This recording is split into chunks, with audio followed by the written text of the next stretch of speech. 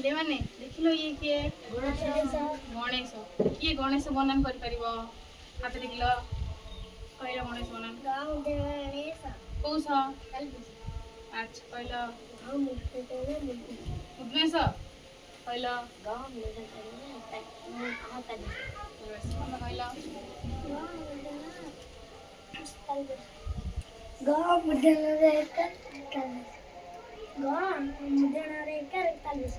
very good Ganesh ହଉଛି ଗ ମୁଧଣରେ ଏକାରେ ତାଲବେଶ ହେଲା ଗଣେଶ ଆଚ୍ଛା କହିଲ ସମସ୍ତଙ୍କ ସ୍କୁଲରେ ଗଣେଶ ପୂଜା ହୁଏ ନା ଆଚ୍ଛା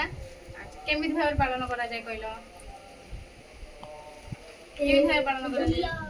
ଝାଲେରି ଲଗେଇ ସମସ୍ତେ ଗଣେଶ ପୂଜା ପୂର୍ବ ଦିନ କେମିତି ପାଳନ କର କହିଲ ସ୍କୁଲରେ ଘର ଧୁଆ ଧୁଇ କରୁଥିବ ନୁହଁ ଧର ତମେ କହିଲ କେମିତି କଣ ହଉଛି ସ୍କୁଲରେ କୁହ ତାପରେ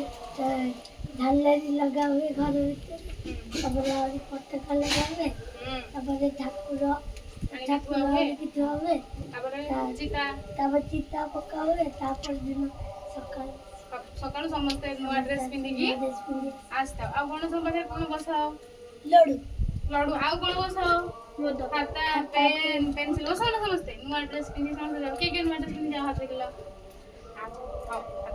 କି ଜାଣିଛ କି ଗଣେଶ ପୂଜା କାହିଁକି ବିଦ୍ୟାଳୟରେ କରାଯାଏ କି ଜାଣିଛ ଜାଣିନା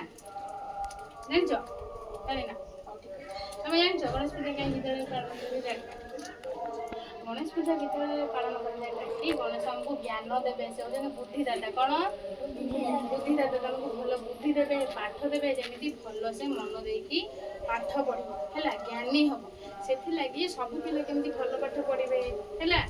ଆଉ ତାଙ୍କର ଭଲ ବୁଦ୍ଧି ହବ ସେଥିପାଇଁ ସ୍କୁଲରେ ସାର୍ ମାନେ ପିଲାମାନଙ୍କ ପାଇଁ ଗଣେଶ ପୂଜା ଆଉ ସରସ୍ୱତୀ ପୂଜା ପାଳନ କରନ୍ତି କି ନାହିଁ ସରସ୍ୱତୀ ପୂଜା ବି ପାଳନ ହୁଏ ସିଏ ବି ସେମିତି ବିଦ୍ୟାଳୟରେ ସେଥିଲାଗି ଗଣେଶ ପୂଜା ଆଉ ସରସ୍ୱତୀ ପୂଜା ପାଳନ କରନ୍ତି ତାପରେ କଣ ବସାଅ ସେଠି ପେନ୍ ବସାଅ ଖାତା ବସାଅ ତାଙ୍କ ପାଖରେ ସେଟା ପୂଜା ହୁଏ ଗୋଟେ ଦିନ ପାଠ ପଢା ଯାଏନି ତାପର ଦିନ ପଢାଯାଏ ନୁହଁ ଠିକ ଅଛି ଏବେ ବୁଝିପାରିଲ ତ ଗଣେଶ କଣ ଦିଅନ୍ତି କହିଲ ବୁଦ୍ଧିଦାତା ଆଉ ଜ୍ଞାନ ଦିଅନ୍ତି ବୁଦ୍ଧି ଦିଅନ୍ତି ହେଲା